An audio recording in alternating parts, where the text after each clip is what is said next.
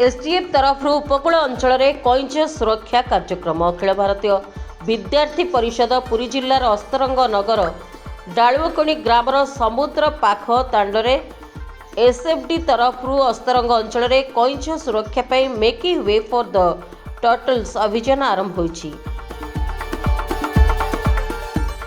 एथिरे उपकूलवर्ती गाँ मानक आदिवासी और मत्स्यजीवी मानक कईच सुरक्षा पर सचेतन करा जायतिला एवं समुद्र पाखरे अपरिष्कार नकरी सफा रखिबा केमिति ताहा सचेतन करा जायछि और राति सारा जाग्रत रही कईच मानक सुरक्षा दैछन्ति।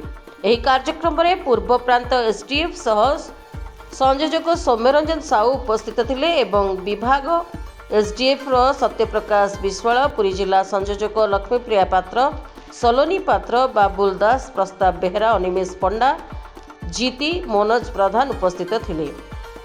Bureau report, PS news Bharat.